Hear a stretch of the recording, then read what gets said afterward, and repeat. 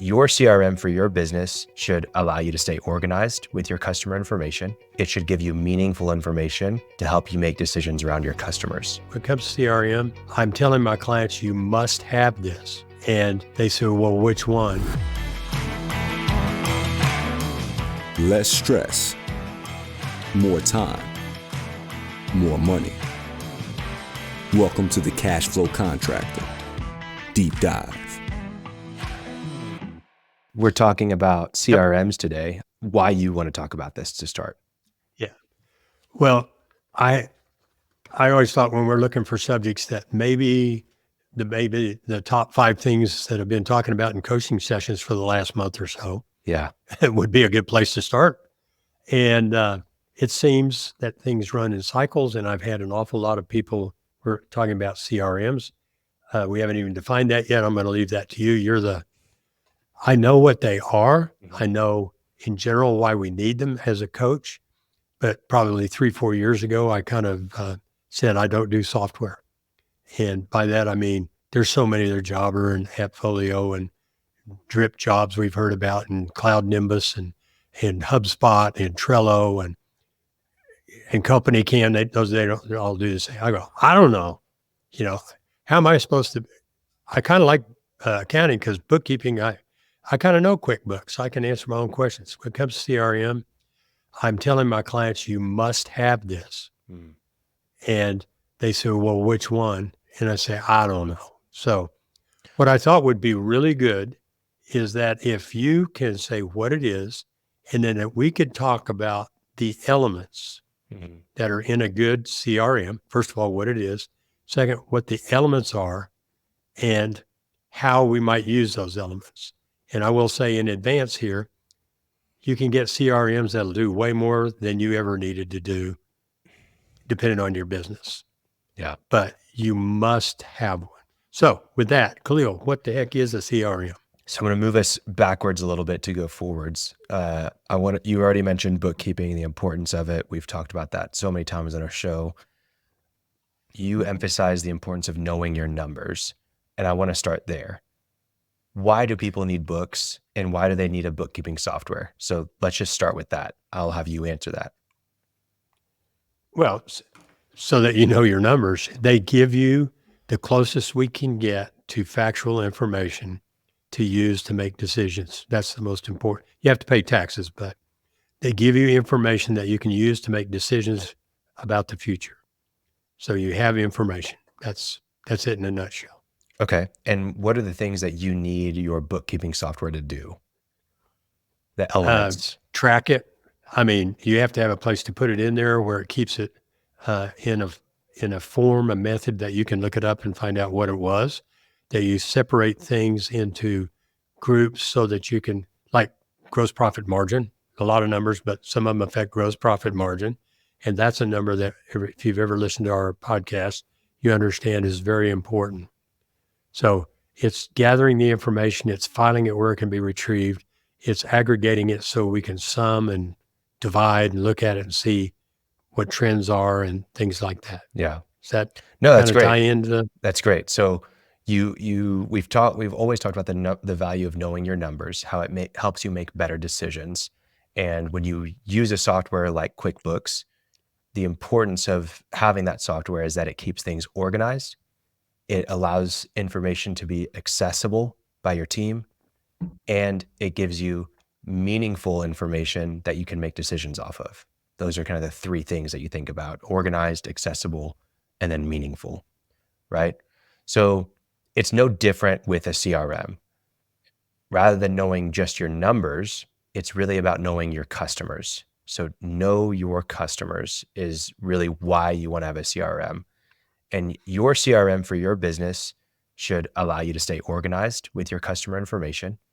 It should allow your customer information to be accessible to your entire team or whoever needs it on your team. And then it should give you meaningful information to help you make decisions around your customers, right? So you mentioned some, meaningful information, like what is our break even or what are our margins? What is that meaningful information for your customers? Well, who are our best customers? Why did they buy from us? how long is our sales cycle? How can we shorten that sales cycle, right? There's tons of meaningful information that you can go and point to when you have a I CRM. also think in terms of what's his phone number, what's the Exactly. email. I mean, really, that's one of the biggest things. If we start talking about wanting to market somebody and they go, well, I've got hundreds and hundreds of customers. Well, let's send them an email. Well, Yeah. I don't have them. Right, sorry. Well, no, I think so. CRM is such a base function. And I'll kind of explain that a little bit. For most softwares that are out there, they use the CRM to kind of draw people in, and they build features on top of that that are specific to the niche that they serve. For example, a CRM at its core is, you could probably think of it like a phone book on your Apple iPhone, right? You go to your contact. Think of it more like a phone book. Customer relationship manager can mean nothing to someone, but essentially think of it like the phone book on your phone. It used to be that we memorized our phone numbers. I remember my friends' phone numbers when I was a kid, and I would dial it on my home phone. But now I couldn't tell you what their cell phone number is, because I just go to my phone. It has their contact name, it has their phone number, sometimes their email address. But that is essentially a CRM in a nutshell. It just allows you to have your contacts there, so you don't have to remember the information. You can just go click a button, call them, text them, whatever you want to do, right? And so what a lot of companies will do, you've probably heard of several CRMs, from Jobber to HubSpot to Buildertrend to, you said Cloud Nimbus, which got me laughing earlier, Job Nimbus, Drip Oh, Jobs. So many different right. softwares out there that claim to be a CRM, and they are. They have that function, that feature of organizing your customer information in terms of name, address, email, phone number, all those different things, right? So they think about, okay, here's that core function of organizing your contact information, and then they build out other features to match their target audience. So let's say that you are a landscaper, for example.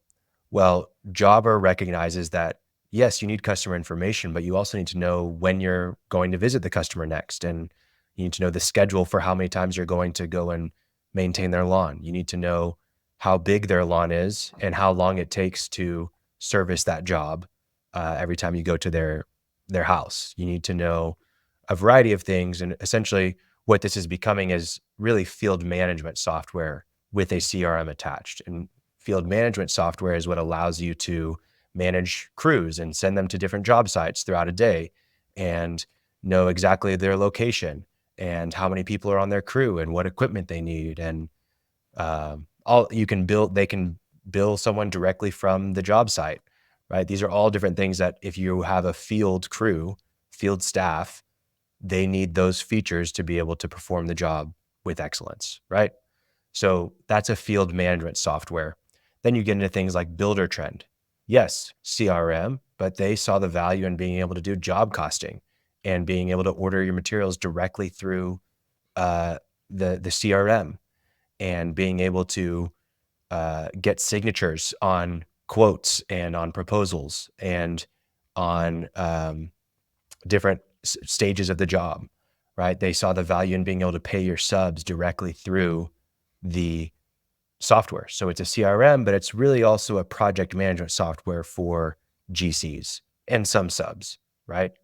So at the core, a CRM, customer relationship manager, a glorified phone book, but it's the features that stack on top of it that make it valuable to your business. So what is valuable to your business? Well, you've got to start to think about, what is the most important thing to my company? What are the functions that we need to do in relation to our customers to be successful? Well, if we're on time, that's really valuable to our customers. If we can communicate clearly, that's really valuable to our customers.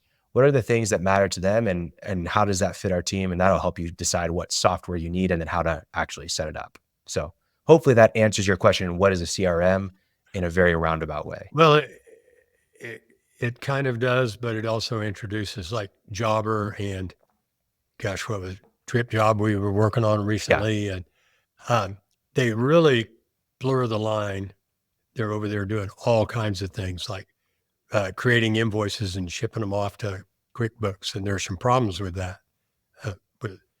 So the pure CRM, if somebody bought one to stand alone, would probably be that phone book with some additional features such as a way to track your conversations, like you've talked to them, and you create tasks. So what ends up happening, Martin, is that there's, I call it feature fatigue, in that there's all of these softwares out there and they're all marketing to you, and they do a really great job of marketing to you because they do research and they know your pain points and they speak to them very clearly, but they market to you, and then you get signed up, or they start to talk to you, and you start thinking, they start talking about all these features that you can do. You're like, well, I'm not doing any of that stuff right now. I'm not tracking my tasks. I'm not sending invoices through a text message. I'm not, sending automatic messages to customers when we're about to arrive to the job site. Like, all these features start to stack and stack and stack. And then all of a sudden it becomes what I call feature fatigue, where you're like, I don't need this, or I can't do this. And I've seen this happen even very recently with folks, where they see all these features and they get overwhelmed by it. And one other thing about that is 2 days ago, I was on a call with a client and an accountant who's really good accountant. This fella, every time he sent a contract off through his, what we call it, field management software, I hate calling it CRM, he'd send off a contract, the guy had signed it. He signed a contract, the software made an invoice and put it in QuickBooks and increased sales by that much. Well, I'm relatively new client. I'm looking at his P&L and go, wow, you're making a lot of money. You got a lot of receivables. He goes, well, I haven't even started any of those jobs. But so they kind of step out of their lane, is in my opinion. I don't want to be arrogant about it, but no, you guys are not good. You do not understand what it is to keep books. They do not understand that, because you would not create an invoice that on signing of a contract and put it in books if you understood that. Well, and so this goes back to something you've said in the past, that as a business, you can't add value, you can only add cost. And it's the same thing for a lot of these software companies. You can't add value through features, you can only add cost, and you're raising the price of your monthly subscription fees, but also just the cost of having to manage something that does so many different features is really a hard toll on a small business owner. And something like that, just to troubleshoot that and figure out how to get it to stop sending the invoices when a contract is signed, like that probably ate up half of his week, I would imagine. But yeah, we had, fortunately they'd talk to us and we had a lot of conversations, and at this point they can't do anything about it, but they're on it. Right. Which could mean like, hey, maybe in a couple of years we'll fix that. But again, I think at the end of the day, with these features, you can get overwhelmed by them very easily. And absolutely, it's more about it's not about understanding what this software can do for us. It's about what we need specifically from this software, and then only focusing on that. And then when you're ready for the next phase, maybe you can introduce one of the features, but really understanding exactly what you need from the beginning can really make it a lot easier for you going forward. Let me tell you, my layman, not software guy, what I crave and what I'd love to be able to just say, guys, go do this. Yeah. Your field management, I've never heard it called that, actually. That's great, because that's what it is. Field management software does all these things for you. Yeah. Scheduling and calls back in advance for, notification we're coming and all that. Buy stuff through it. I don't care. That's great. But for somebody who doesn't have a CRM, they're not managing their clients, I would like to see a standalone thing. And they're out there. I know they're out there. That says, okay, I'm doing this phone book thing Khalil's talking about. Sure. And I'm starting here. And here are the elements I want. One, I got a place to capture all the information that of anybody who contacts our company. I mean, we get it. We're keeping it. We got it stored. I would like a way to assign tasks to myself or others. Call this person on the 5th, keep track of what's in there. And I would like a way where it integrates with what we talked about on a previous podcast, one place to look. So You have your workflow in there. We talked about tiles, so people know what tiles are that you drag from one phase to the next. I don't think they understand what tiles the one. means, but we'll Okay, we'll well, discuss it. you can fill them in on. Yeah. But it's a simple representation of you go into work in the morning and you're taking care of a sick child last night and you're kind of groggy and you're going, man, what's going on today? And you got one place to look. It shows you what's in leads. It shows you what's in under contract or bid, contract, scheduled, one place to look. And I think that many times is one of the functions of a CRM. I think it also winds up being a function of one of the field management softwares, but guys need that. People need that. And I'm just looking for a way to say, hey, try this. And then they come back at me with all these things, just like we spent an hour and a half with an accountant 2 days ago, trying to undo it. And now we have to do a workaround. Yeah. You have made an extra step for us. Yeah. Because what you're doing is incorrect. You've made an extra step. And we had to figure out how to do it. That's why I had the accountant. And now we've got a more complex process. So anyway, So any pointers on that of how to keep it simple, stupid, right? yeah. So there are literally probably thousands, definitely hundreds of free CRMs that will do exactly what you're talking about. Backing up, the big challenge with software implementation like a CRM is not finding the right software necessarily. That's a small component of it. And another component of it is getting it set up to where it actually fits your business. But those pale in comparison to actually changing the behavior of, I'm going to use this software every single day, and the people on my team are going to use this software every single day. That is the biggest hurdle that you will face when it comes to using a CRM and actually getting value out of a CRM.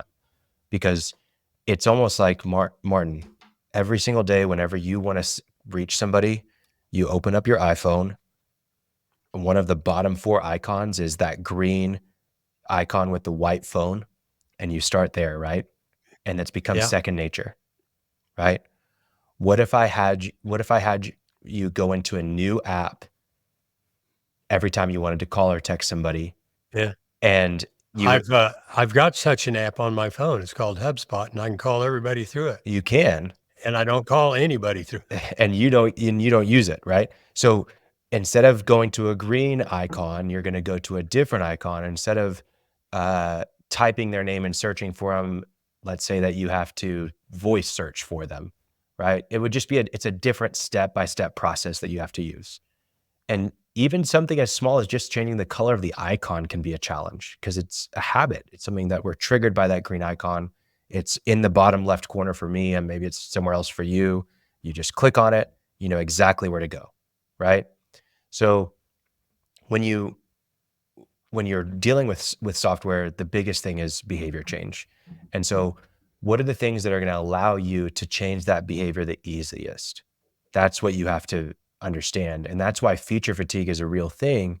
If you start introducing all of these new features to your team, it is a huge challenge for them to adopt all these new features, because rather than just having to change the aspect of how I call somebody, they're changing the aspect of how they put things on the calendar, how they email someone, how they call someone, how they invoice someone, how they follow up, how they track their sales.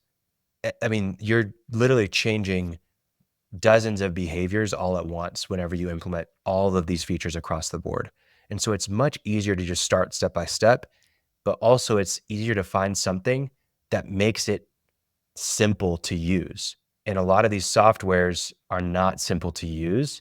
Specifically, from my experience, the ones that don't have multi-billion-dollar budgets, they aren't able to hire designers and engineers who think like the customer. They're not able to do research to understand what your workflow is and how you operate and how to make the user interface very easy to use. The reason why the iPhone is so successful is because it's extremely easy to use and intuitive. Same thing, if you can find these larger softwares, especially if you're looking for a free version, don't go with if the website's weird, if you don't feel like the app is extremely intuitive, just stay away. Whenever you log in, it needs to feel like, oh wow, they really know what they're doing. They've designed this to feel easy and intuitive. That's the one that you want to go with. That's probably the biggest thing that I would start with. If it feels overwhelming to you, it's absolutely going to be overwhelming to your team, and it's going to be too hard to adopt. If it feels somewhat easy, somewhat organized and clean and easy to navigate, that's where you should start. What are the bare essentials to begin with? Yeah. I mean, So obviously, contact. if you're going for a free, hey, I just need to manage my contacts to start. And the things that you mentioned, you said communication with emails, the contact information, Tasks. and then you wanted to be able to do some tasks. Right. So And personally, and workflow tracking. and workflow tracking, which Those we are haven't my really main talked things. about too much yet. You mentioned Right. tiles, which I'll get to in a little bit. I personally really strongly believe that if you're not managing a field of people and you're not sending them to job sites and you're not tracking each job that you've done, all these kinds of things, but you have more of a longer sales cycle, that's not like we do multiple jobs a day with the same crew, but no, we do like, one job a week for this crew or something along those lines, or longer. Maybe you do one job a month for this crew, whatever it is. Manufacturing is good for this too. I recommend HubSpot. I think it's it's a really high-end company, but they provide a small business like free version of their tools that is probably the best in the marketplace. So for a free version, you can very cleanly organize your contacts that you work with, the companies that you work with, and then you can also track all of the communication you do seamlessly from the existing email that you have. So like you're in my Hey, just Outlook. literally for listeners, you're going, oh, I can track all my emails and keep track of them. How does that actually happen? I Yeah, do it, so so I know basically it's there's an pretty easy. add-in. I believe it's called add-in for Outlook and then an extension for Gmail. But most people are either using Gmail or Outlook for their business email. If you're not, I'm sorry, move on. Get to one of those, please. Highly recommend Gmail personally, but some people are on Outlook. It's as easy as installing the add-in, which takes 2-3 minutes. And once you've installed the add-in and logged into your HubSpot account through the add-in inside of Outlook or inside of Gmail, you're going to start to see some checkboxes. And all you do is when you're sending an email, you say, I do want to log that email, and you checkbox it. That's the only thing you have to do. Yeah. So as long as you can click checkbox whenever you are doing your normal workflow on your email, you're fine. Now, I know for a lot of contractors, they're inside of their phone. It doesn't work through the phone app. So like if you're using Apple Mail app on your iPhone, it's not going to track that. But you can very easily go back into your inbox on Gmail or Outlook, find the email that you were looking for and click log, and it will then send it to the CRM retroactively. So, but it's very, very, very easy to do. The other thing you mentioned, tiles. It's a really, we've done episodes on this, process mapping, and we've talked about workflows in previous episode as well. But essentially, just what are the stages that a sales deal will go through for your sales pipeline? So you start with, okay, we have a new opportunity. Then we need to schedule a meeting or a phone call. Then we need to get them a bid or an estimate or a quote. And then we need to get approval. And then we need to schedule the job. And then once we've received the deposit, we've won that deal, right? So that's your sales pipeline. That's just an example for some listeners. But having that pipeline with each stage and then a tile, as Martin would call it, or a card, essentially, if you were looking at a whiteboard and you had all of these columns for each deal stage, you have a sticky note and you put it in, we have a new opportunity, and then you pick it up and you put it on okay, now we have a meeting scheduled. That would be your tiles, the sticky notes. Each sticky note would represent a new deal. And you can essentially do that through software. You drag the tiles or the cards from stage to stage to stage all the way until they're closed won or closed lost. The same exact thing exists for projects. Hey, we won this job. Now we need to start getting the materials ordered. We need to, go and do our job walk. And then we need to we have it on the calendar. We need to do the install. Then we need to have a final invoice. And then it's, okay, we've closed out the job. So the same thing, you have a deals pipeline for your sales pipeline, but that you also have a projects pipeline for your production. And so HubSpot has both of those things for you that you can use. And I think it's the easiest free tool that you can find in the marketplace. Are there other tools out there? Absolutely. And there's going to be better suited ones. It's, if you're a landscaper, if you do painting, if you're a plumber, electrician, you probably need to gear yourself more towards field management software. Don't overwhelm yourself and try to use every aspect of it from the start, but start with their CRM so that when you do decide to grow, you're already inside of a software that will allow you to do the extra things that you want to do, like schedule jobs, do route optimization to make sure that your crew is going on the most ideal route that's the most efficient. Like all these different features are going to be specific to field management, not to just general business management.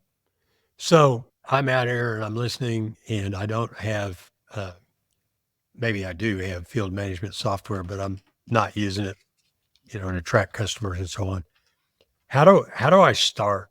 I mean, for me, well, it doesn't matter for me, but evaluating a bunch of different softwares just drives me nuts. Some people, it's like they do it like eating popcorn. Yeah. Right? How would you start? Well, at first, I think it's great to ask people in your industry, hey, what are you using? Don't necessarily just take that for what it is and start following exactly what they do, because they may not be doing it the best necessarily. And it could be a competitive advantage for you to be operationally excellent, and maybe they're not. And so if you just follow them, then you're not becoming operationally excellent because they're using a poor software choice. But I think the way that I would start to think about it is, what are the features that we absolutely need, and what are the functions of our business? And I'd start by just kind of mapping out our process. You can go back and listen to the process mapping episode if you haven't already. But I'd map out our process to understand, okay, from the first time that we interact with a customer, maybe it's they fill out a form on our website, or they gave us a phone call, or we knocked on their door, whatever it is, what are all of the stages that we go through to where we've now received a Google review from that person? So everything from, we had that first interaction, we had a phone call, we met in person, we did a job walk together, we looked at how much the job was going to cost internally, we went to the supplier to gather materials list, we sent over a quote, we got a signature from them, we received a deposit, we went and got them on the schedule, we delivered the materials, we did the work, we paid the subs that we had on the job, and then we got the final invoice collected from them. We sent a thank you note, we got a Google review from them, and we have a follow-up in 6 months to get their service scheduled for maintenance for next year, right? Something along those lines. But you should have this very drawn out and be detailed. It's okay if there's 50 steps, right? It's okay if there's 10 steps, but just be detailed and think through every aspect. And then start to think through, what are all the things that would be helpful as we go through that?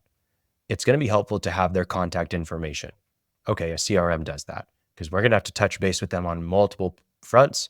And it's probably going to be a variety of people on our team that are going to have to touch base with them. So we need to have their contact information, and it needs to be accessible. Okay, a CRM does that. All right, we're going to need to know who the subs are on this. Oh, okay, so we're going to have, companies that can be tracked as well to this. We're going to have to do sales, and we need to track how the sales process goes from, have we sent the proposal, have we not? Okay, so maybe a deals sales pipeline function would be helpful for this. All right, we need to be able to track our materials so that we know exactly what needs to be ordered and when it needs to be ordered. Okay, interesting. Should we be using a software like Buildertrend where we can build our material list pretty easily? Maybe. Or maybe that's something that we don't necessarily need in the software. We can just have our own internal sheet that's more of a checklist, because it's the same materials over and over and over, and it's not very custom. So maybe we just have that as an attachment, right? And just start to think through all these different aspects. And then from there, knowing who you are and what you need as a company, prioritize those needs. what is the most important to you and what's the least important. Maybe that material lease is kind of further down the line. Maybe a scheduling aspect is further down the line. And then you can go and find the software. And yeah, sure, think a little bit long term, but then think more about the next year and what's actually feasible for you guys to start working on and tracking and following. We talked before the episode. I don't know how I found this, but Chekhov's principle for stories. Chekhov's gun principle. And basically the principle is that, like, if you're telling a story, if you mention something, it needs to come back up later. If you mention a gun in the first act of the story, then the gun needs to be brought up again by the third act. And the idea is there that you don't want to have unnecessary details in your story, because then you lose the audience that you're telling the story to. And I believe that applies to your software, to your processes, that if you mention something, if you're tracking something, if you are using a feature, it needs to be used by people throughout the process. And if it's not being used, you need to cut it out. And the reality is, with all these features that you could potentially use, you are going to have to cut them out yourself rather than relying on the software to cut them out. Right. And just recognize, hey, I only need right now, like you mentioned, contacts, email, tiles, as you called it, tickets or cards, whatever you want to call it, for tracking your deals and your production. And then you wanted tasks. So a task manager. And that's pretty basic. And I think that's fairly standard, but just recognize that's going to take time. Like, managing your tasks on software is a huge hurdle for people. Most people are just using paper and pencil, and that's great. It's effective. There's a lot of value in managing it through software, but that's a hurdle behavior change wise to get people to use the software, especially when they're out in the field or they're very rarely at a computer. So just something to think about. Well, yeah, I think the idea, go back to the principle of one place to look. You do have behavioral changes, but and you have to cause the changes to happen. And one of the ways to do that is, what am I supposed to be doing? Look in the software. Yeah. It's all in the software, and it makes changes over time. But if it's simple, just in talking with my clients about all the things that are in these apps that they use, I go, do you need that? That's Chekhov's gun. Do you really need that? Yeah. Well, I want to invoice through my iPad out at the job. Why? What benefit is there? Well, it's done. So you got your form in billing or not billing. You have another process. Anyway, it frustrates me. And that's why I'm after finding a simple, compact CRM that we could just call it a CRM, not field management, that just does those basic functions of keeping track of my customers, keeping track of tasks. I need to call this guy. That's the same as emailing yourself a reminder. Mm-hmm. Keeping track of where they are in the sales process and the job process, through the tiles, what do you call them? I keep calling them tiles. Cards. It's really a Kanban card system is the technical term. Kanban. Yeah. No. And I will say, if you are managing a field crew, you're doing service and you're like residential service, you're a plumber, you should have the ability to bill through an iPad, because that's going to keep your receivables down. It's going to make sure that you're charging on when the work is done, which is much easier for the customer to pay, because they realize, oh, wow, you just did this work. Yeah, I need to pay you, rather than getting a bill 3 days later because you're invoicing late. And that's maybe even gracious for some people, 3 days later. And then they're like, oh, we don't have to pay this just yet. And they forget about it, whatever. So there's value in a lot of these features, and they exist for a reason, but do they actually apply to you? And are you actually ready to do that? And is it a necessity for where you stand today? That's something for you to answer.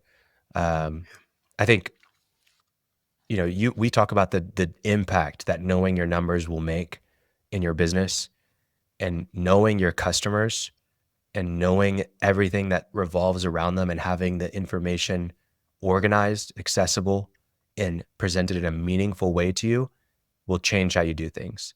It'll change how you sell. It'll change how you manage projects. It'll change everything about how you interact with the customers in your company. And at the end of the day, when you know your customers intimately, you're able to really differentiate yourself from others. So yeah. Any other questions you have around CRMs, Martin? Well, no, I think that's pretty good. As I said, I just like the simple ones. HubSpot's that way. I don't have people that are so concerned with it being free. They don't want to spend a couple of $1,000 a month on something that they're not really using, but just something that works, is intuitive, and covers those elements. And the good thing about HubSpot is if you really branch out and start doing drip marketing, it can handle it. Yeah. I mean, there's Fortune 500 companies that use HubSpot for not just CRM, but all of their sales functions. They have their website built in there. They use it for their customer support. They use it for all of their marketing. So there's a variety of functions that you can do inside of HubSpot, but there's great CRMs that aren't HubSpot. So lots of different tools out there. And in terms of free, free is usually a lower barrier to entry, but there's a cost involved with free. You're limiting yourself often from actually being able to use the full product. And then you're also stuck in this mindset of, oh, it's free. And so whenever you do need to start paying for it, you start having resistance. Whereas if you come in and you start paying immediately and you actually use it, one, you feel like you need to use it because you're paying for it. But then also whenever there is a price increase, you're able to justify it easier in your head because we've been using this and there's a way to grow. And so we do need to grow. But you don't want to get overwhelmed with software. Subscription fatigue is another fatigue. Like, oh my gosh, another monthly fee, just another thing to our overhead. So with that, what should you expect to pay for a CRM? I think a really great starting point is anywhere between $15 and $30 per user per month. That may not be how their billing structure works. Maybe it's just a flat rate of $300 per month, but just look at your team members and see where, if you have 5 team members and it costs $150, well, that's in that $15 to $30 range. If you're looking for very advanced level features, hey, we're doing literally everything through here, from sending our guys to job sites and getting invoices paid and tracking our production and ordering materials. And once you start doing several different functions in your business through the software, you can start looking at closer to between $100 and $200 per user. So there's some softwares that are even more than that, but I think that's a good baseline of, hey, we're using kind of just starter features. 15 to 30 is a good range. We're using pro level features where it completely changes the way we operate our business from start to finish. Okay, you're looking more of that $100 to $200 range per user per month. So hopefully that's helpful in how I would consider pricing. And especially if you're just getting starting out, ask for discounts because most companies will provide a discount. Okay, sir. Well, thank you. No problem. It's a good start. Yeah. If you guys have any questions about CRMs that we didn't answer, please send us a message. If you're using a CRM that you love that we didn't mention in this podcast, please send us a message because we'd love to hear about it. And then if you need help with your CRM and want to talk through it in more detail and getting started, you can always reach out to us at Benali, and you'll find that in the show notes as well. But Martin, thanks for talking. Yes, sir. See ya. Talk to you next week. Thanks for listening to The Cashflow Contractor. Check out our website in the show notes or visit thecashflowcontractor.com.